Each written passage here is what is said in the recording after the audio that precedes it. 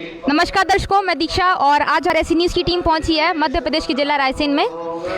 यहां पर तहसील सिलवानी के ग्राम निगरी में संत रामपाल जी महाराज जी के सानिध्य में एक दिवसीय सत्संग कार्यक्रम का आयोजन किया जा रहा है। और यहां पर आप देख सकते हैं कि जो संत रामपाल जी महाराज जी के फॉलोवर्स हैं वो कितनी शांतिपूर्वक बैठकर सत्संग सुनते हैं। यहाँ पर आप देख पाएंगे कि जो भगत हैं उनके लिए अलग व्यवस्था की गई है, सभी लाइन से बैठे हुए हैं। और दूसरी तरफ भी आप देख सकते हैं जो बहनें हैं, जो महिलाएं वर्ग यहाँ पर सत्संग सुनने के लिए आया हुआ है, उनके बैठने की व्यवस्था भी यहाँ पर बहुत अच्छी तरीके से की गई है। सभी व्यवस्थित तरीके से बैठ करके सत्संग सुन रहे हैं। और साइड में आप देख सकते हैं ये पुस्तकों का स्टॉल लगा हुआ है। मैं अपने कैमरामैन से कहना चाहूँगी वो बुक स्टॉल को थोड़ा सा दिखाएं।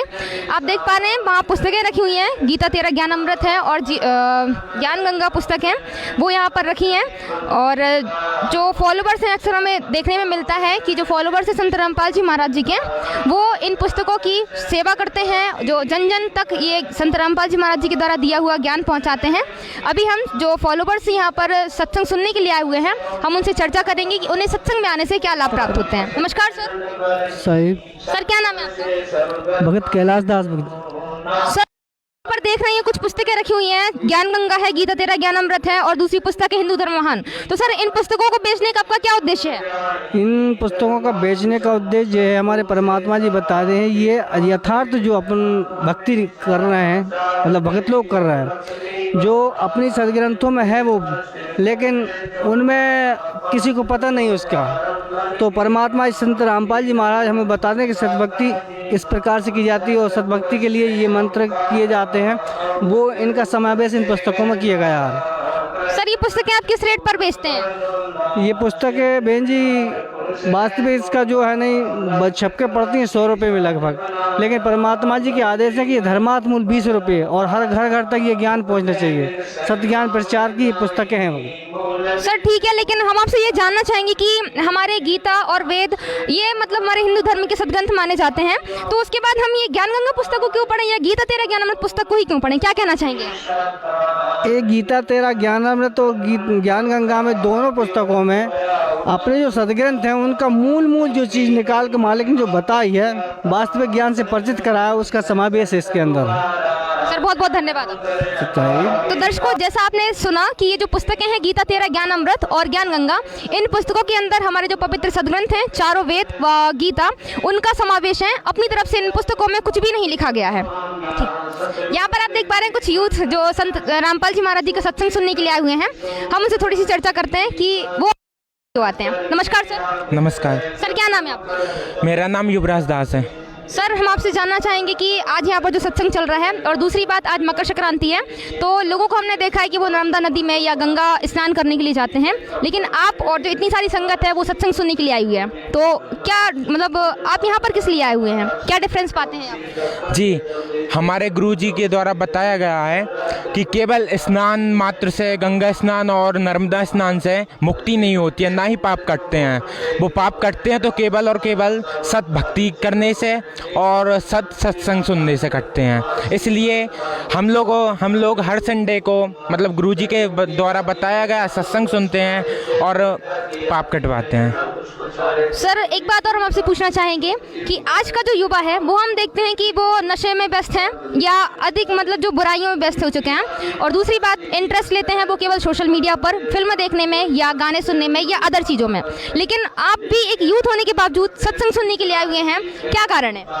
जी, पहला तो मैं बताना चाहूँगा कि एक तो संस्कारों पर डिपेंड करता है, और दूसरी बात जो कि हमारे गुरुजी सत्संग के माध्यम से ज्ञान उपदेश देते हैं तो उसके ऊपर डिपेंड करता है कि ना ही जो हम लोगों को समझाया जाता है, सिखाया जाता है, सभी भक्तों को और सारी भक्तात्माओं को सिखाया जाता है कि हमें मतलब कि ना तो भ्रष्टाचार मुक्त भारत बनाना, हमें भ्रष्टाचार मुक्त भारत बनाना है, और दूसरी बात नशे से बहुत ज़्यादा दूरी बना कर रखना है, नशे से दूरी बना के रखना है, और रिश्वत नहीं लेना है।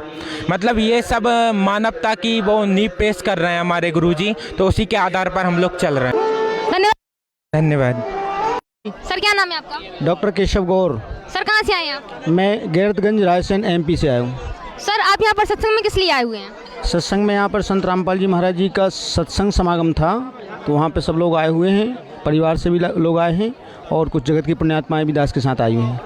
सर हम आपसे जानना चाहेंगे कि अक्सर हमें सुनने को मिलता है कि संत रामपाल जी महाराज जी कबीर परमेश्वर को भगवान बताते हैं, तो ये कैसे हम माने कि कबीर साहब जी परमात्मा हैं? मतलब 600 साल पहले जब वो आए थे तब हम केवल यही जानते हैं वो एक जुलाहा थे और एक प्रसिद्ध कवि भी थे, लेकिन परमात्मा आप उन्हें कैसे कहते हैं? हम संत रामपाल जी महाराज जी की शरण में जाने के बाद पहले मैं भी यही मानता था कि जब भी मैंने पढ़ाई के टाइम में कबीर साहब के दोहे पढ़े तो उनमें ही लिखा हुआ था कि गुरु गोविंद दो खड़े किसके लागू पाएँ, बलिहारी गुरु आपने गोविंद दिया बताए। जब मैंने संत रामपाल जी महाराज जी की शरण में गया और वहाँ पर गुरुजी ने सारे वेद शास्त्र खोल खोल कर बताए कि पूर्ण परमात्मा कबीर साहब हैं, तब हमको वह विश्वास हुआ और तब से हम लोगों ने गुरुजी ने गुरु ग्रंथ साहब में से भी खोल के बताया और पवित्र बाइबल से भी खोल के बताया, वेदों से भी खोल के बताया और पवित्र कुरान शरीफ जी से भी खोल के बताया और गीता जी से भी खोल के बताया कि पूर्ण परमात्मा कबीर साहब हैं। तब से हमने माना कि पूर्ण परमात्मा कबीर साहब हैं। तो सर, संत रामपाल जी महाराज जी से नाम दीक्षा लेने के बाद आपको क्या लाभ प्राप्त हुए? लाभ तो अनंत प्राप्त हुए। अगर मैं बताने को शुरू हो जाऊं तो शाम हो जाएगी, आप भी माइक पकड़े पकड़े थक जाएंगे। मेरे जीवन में बहुत सारे परिवर्तन हुए संत रामपाल जी महाराज जी की शरण ग्रहण करने के बाद। पहला परिवर्तन मैं बताऊं, सबसे बड़ी मेरी एक कमी थी कि मैं तम्बाकू खाया करता था, गुटखा। डॉक्टर होने के बाद मेरे भांजे लोग जो जगत में हैं, मेरे साथ पढ़ाई करते थे नीचे, तो वो बोलते थे मामा जी आप कैसे डॉक्टर हो कि आप डॉक्टर हो के एक नहीं छोड़ पा रहे, आप खुद नशा करते हो, आप लोगों को कैसे सुधारोगे। लेकिन संत रामपाल जी महाराज जी की शरण ग्रहण करने के बाद वह दिन है और आज का दिन है, मैंने उस किसी भी नशीली वस्तु को छुआ भी नहीं है, खाना तो दूर की बात रही। सर, अक्सर हमें ये जब जगत के लोगों से हम बात करते हैं, संत रामपाल जी महाराज जी के बारे में उनसे चर्चा होती है, तो उनका ये मानना है कि संत रामपाल जी महाराज जी जो देवी देवता हैं, ब्रह्मा विष्णु महेश जी हैं, उनकी भक्ति छुड़वाते हैं। सर, क्या कहना चाहेंगे आप? ये सबसे बड़ी विडंबना यही है कि संसार के लोग इस बात को नहीं समझ पा रहे हैं कि संत रामपाल जी महाराज जी सनातन धर्म की जो मूल जड़ है उसको बताना चाहते हैं। जब मैंने शुरुआत में मुझे भी लग रहा था कि क्या पता क्या बताएंगे ये गुरुजी, लेकिन जब मैंने संत रामपाल जी महाराज जी की शरण ग्रहण करी तब मुझे पता लगा कि जो हमारे मुख्य देवता हैं उन्हीं देवताओं की भक्ति बताते हैं संत रामपाल जी महाराज जी। मूल कमल में गणेश जी का वास है, हमारे जो रीढ़ की हड्डी में कमल बने हुए हैं, संत रामपाल जी महाराज जी उन्हीं कमलों के मंत्र देते हैं जो मूल मंत्र हमारे वेद शास्त्रों में हैं। पहला मूल कमल में गणेश जी का वास है, उनका मंत्र देते हैं। स्वाद कमल में ब्रह्मा जी और सावित्री जी का वास है, तो उनका मंत्र देते हैं जो मूल मंत्र है हमारे वेद शास्त्रों में।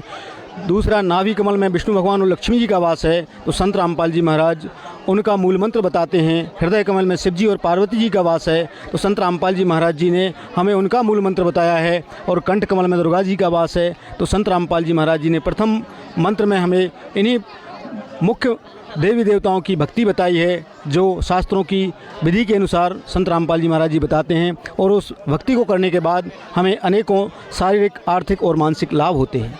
सर, हम देख पा रहे हैं कि ऊपर जो बैनर लगा, ये जो बैनर है उसमें ऊपर लिखा हुआ है मुनीन्द्र धर्मार्थ ट्रस्ट, तो इससे क्या तात्पर्य है, क्या कहना चाहेंगे आप?